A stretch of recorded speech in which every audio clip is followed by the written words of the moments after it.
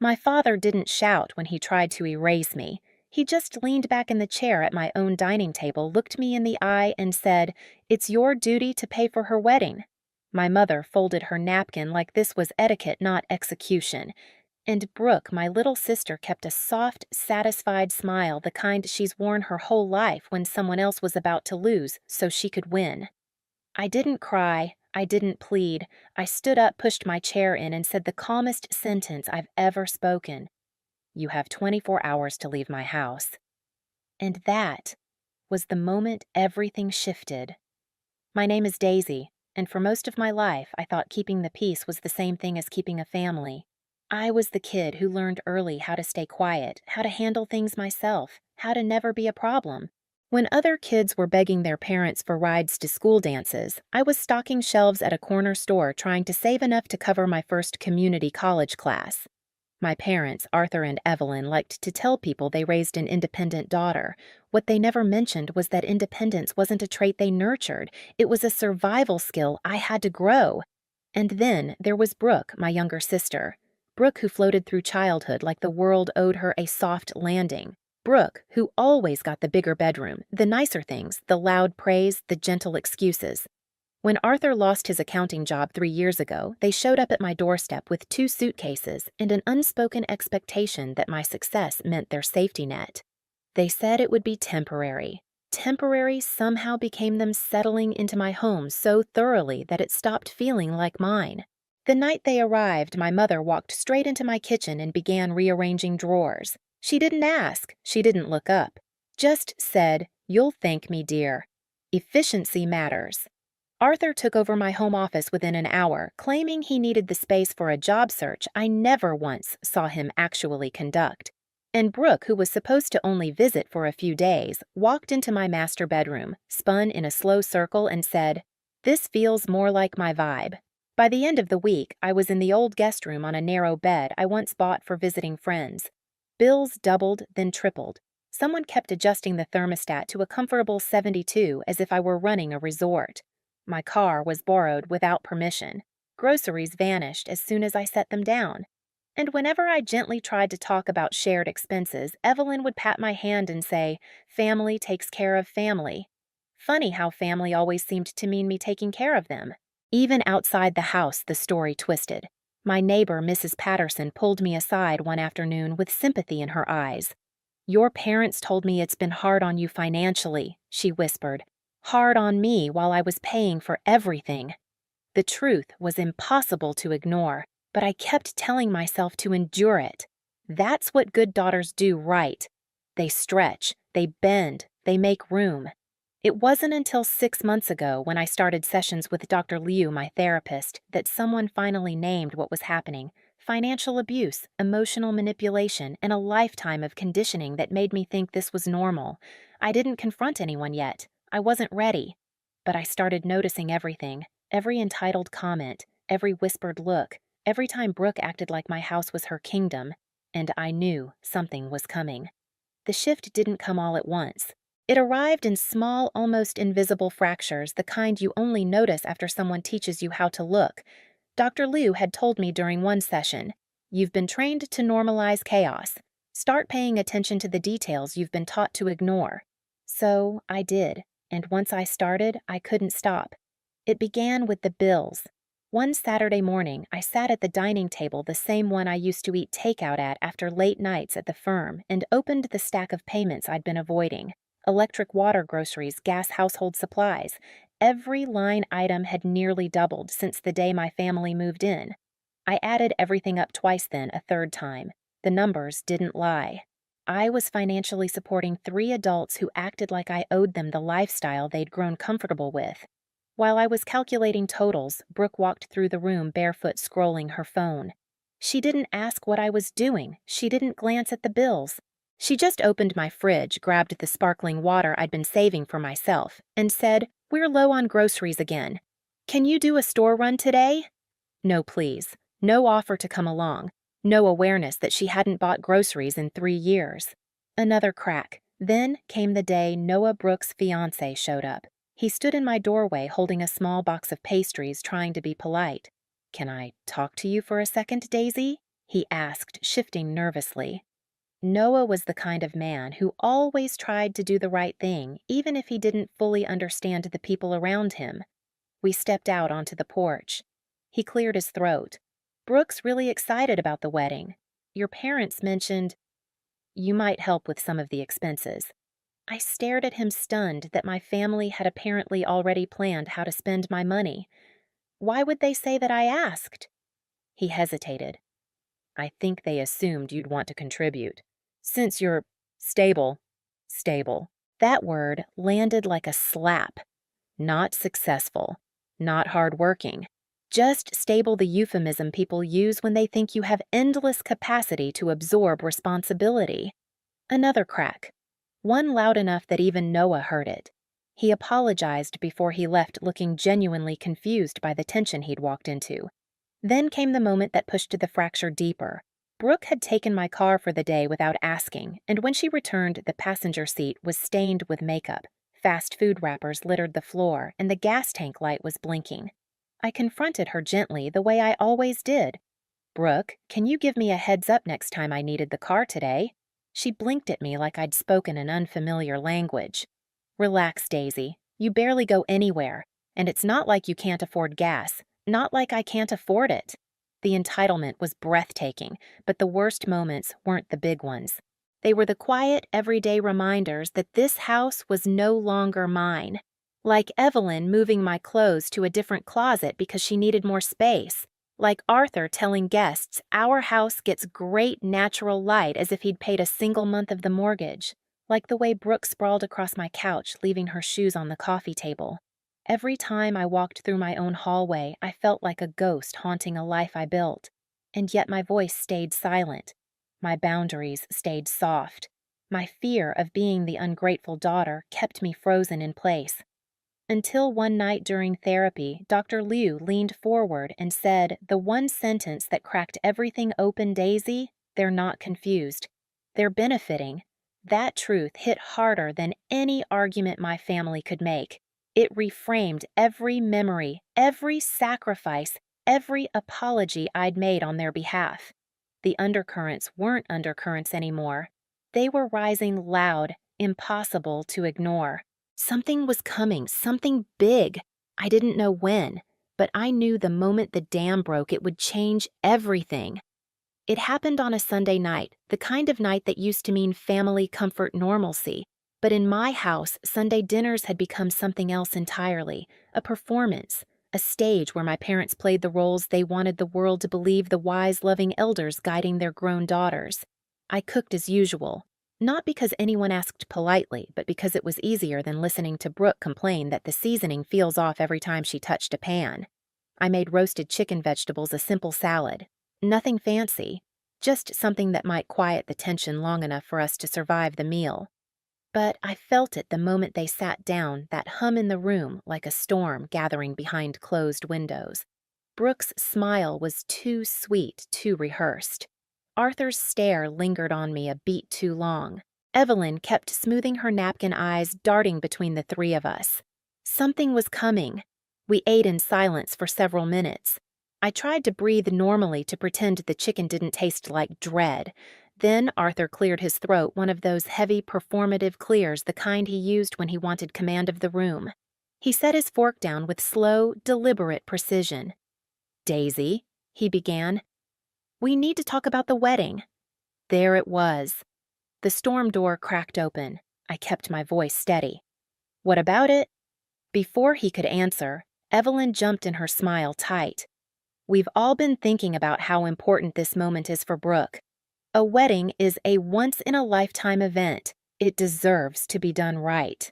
Brooke's fork scraped her plate as she cut into her chicken, eyes trained on me. That same little smirk she'd worn as a child when taking something that wasn't hers. Arthur leaned forward. "It's your duty to help your sister." The word duty hit me like a cold hand around my neck. I blinked. Help her how? Evelyn let out a soft laugh like I was being dramatic. "Daisy, you're a lawyer. You have a stable job. Contributing financially should be common sense." I felt my heartbeat pick up. "How much are we talking?" It was Brooke who answered. $28,000, she said as casually as if she were asking me to pass the salt. $28,000, my emergency fund, years of work, the only safety net I had. I tried to swallow, but my throat tightened. That's a lot of money. Arthur's voice hardened. Family deserves investment. And if I can't, I asked quietly. He looked me dead in the eye. Then you need to contribute to the family, if you won't disappear from here forever. My breath left my body in one sharp exhale. Disappear. From my own home. The home I'd paid for while they lived rent-free for 3 years. Brooke didn't blink. She didn't shift. She didn't even pretend to be uncomfortable. She just smiled small, smug, victorious. Something inside me cracked. Not loudly, not violently. It was a quiet, precise break, like the split of a thin piece of glass. For a long moment, no one spoke. My parents stared at me like they were waiting for me to apologize for not agreeing fast enough. Brooke twirled her wine glass by its stem, humming under her breath. And all I could think was, they really believe I exist to serve them. Dr. Liu's voice echoed in my head. They're not confused. They're benefiting. I set my fork down. My hand no longer trembled. For the first time in years, my heartbeat slowed instead of raced. My body stilled. My mind cleared. I stood up. Evelyn's eyes widened slightly. Arthur raised an eyebrow. Brooke tilted her head, almost amused.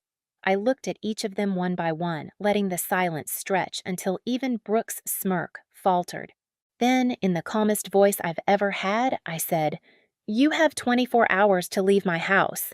The room snapped. Arthur shot to his feet. "You ungrateful," I raised a hand. He stopped mid-sentence. Evelyn gasped softly, hand over her mouth, like she couldn't believe I'd stopped being their puppet. Brooke's smile vanished, replaced by something sharp shock, then rage. "You can't be serious," she said. "I am. You can't just, I can. And I will." For the first time, none of them had lines prepared. None of them knew what to say. They looked at each other, waiting for someone to take the lead in the script they'd been performing my entire life. But the script was gone. Burned clean. I pushed my chair back under the table, smoothing the napkin I'd never gotten to use. "You have until tomorrow evening. After that, I'm changing the locks." I didn't raise my voice. I didn't defend myself. I didn't explain. I simply walked out of the room, out of the guilt, the obligation, the lifetime of shrinking myself. Behind me, I heard Brooke whisper, "She's lost it." Arthur muttered something about respect. Evelyn sobbed into her napkin. But none of it mattered. The storm had finally broken. And for once, I wasn't the one drowning in it. I didn't sleep that night. Not because I was scared of what I'd done, but because for the first time in 3 years, the house felt like it belonged to me again.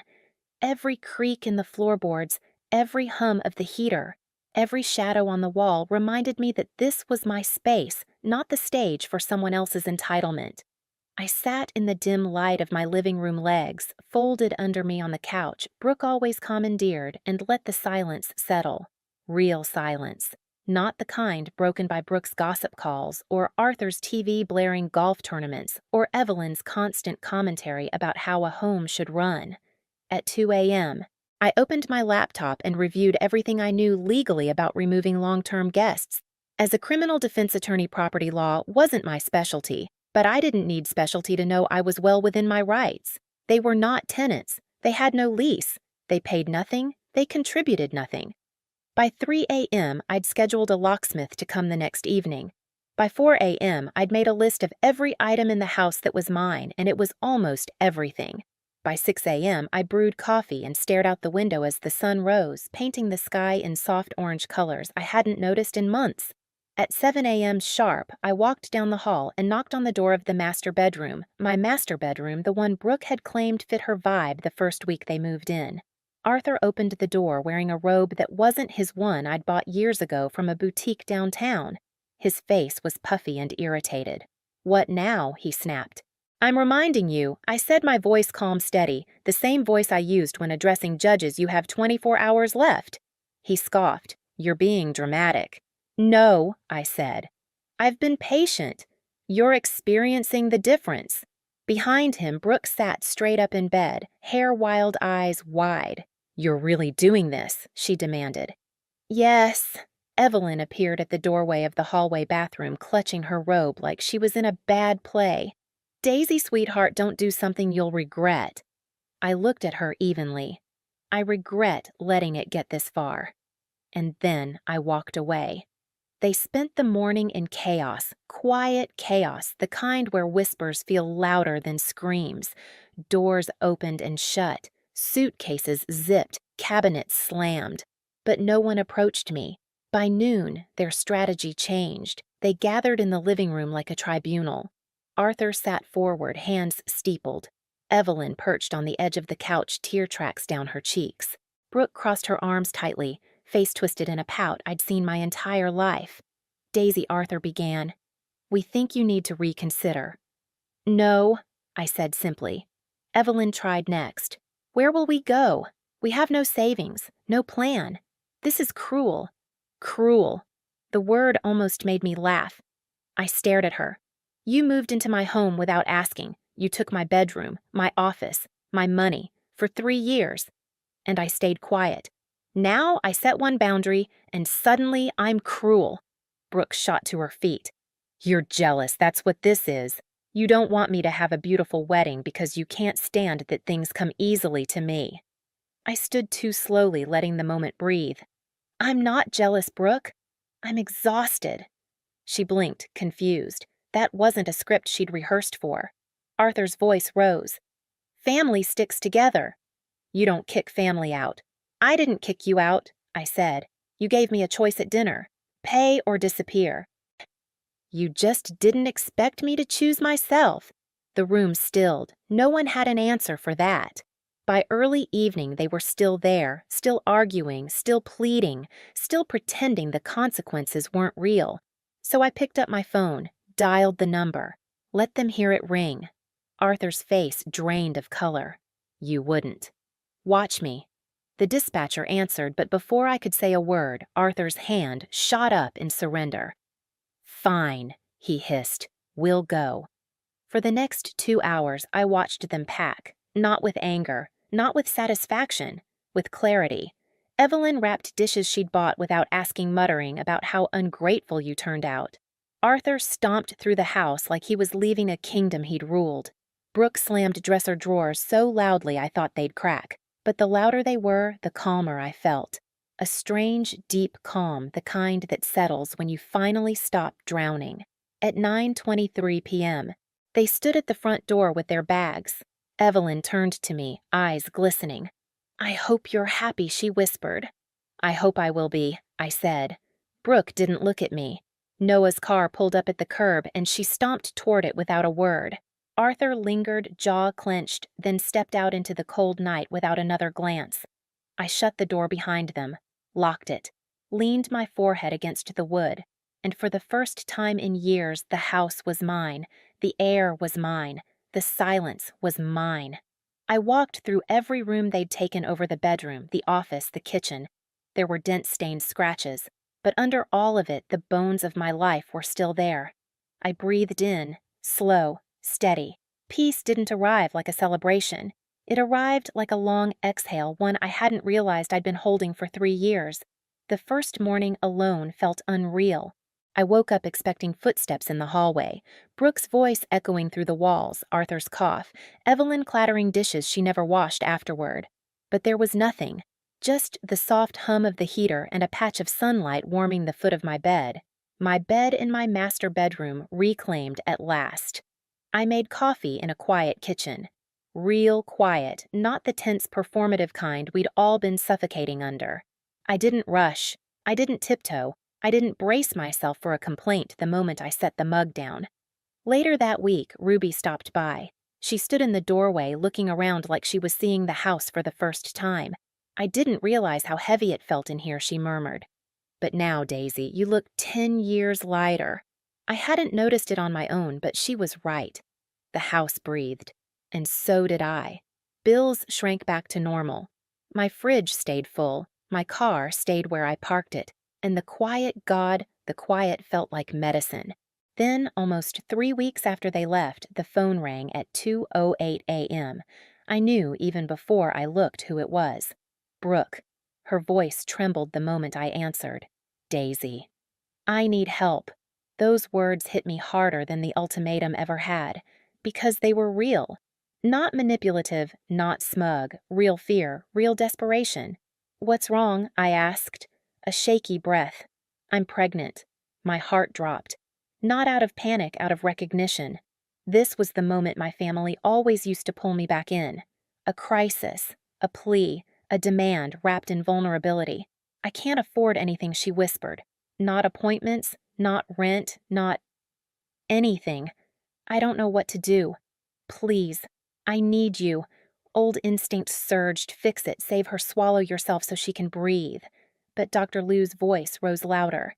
If you rescue her from her choices, she'll never learn to stand. I sat up, steadying my voice. Brooke, I'm sorry you're scared. I really am. But I can't be your only safety net anymore. A small sob. So, you're abandoning me? No, I said softly. I'm giving you resources, not my life. I told her about programs, assistance options, places that help women exactly in her situation. Practical steps, not self-sacrifice. She cried harder. Then the line went quiet. She didn't say goodbye. I didn't call back. In the weeks that followed, updates trickled through the family vine. Brooke moved into a maternity support program. She found part-time work at a daycare. She was managing. Not perfectly, not gracefully, but managing. And for the first time, she was doing it without me breaking myself to hold her up. Boundaries don't feel triumphant. They feel clean. Painful sometimes, but clean. A year has passed since that night in my dining room. My parents now rent a modest studio on the north side of the city. Arthur works part-time at a hardware store. Evelyn does remote data entry. They're not thriving, but they're standing on their own feet maybe for the first time in decades. Brooke had her baby, a little boy. I've only seen photos passed quietly through my grandmother, but he looks healthy, peaceful, untouched by the battles that shaped the adults around him. Brooke still struggles, but she's working, she's learning, and she's doing it without assuming someone else will sacrifice their life so she can avoid discomfort. As for me, my home is quiet, my savings are intact, my mornings are mine again. For the first time, I'm building a life that doesn't require shrinking myself to make room for people who never planned to make room for me. If this story hit something familiar in you, tell me where you're listening from. And if you've ever had to choose yourself, share your story below. Make sure to subscribe. You don't want to miss what comes next.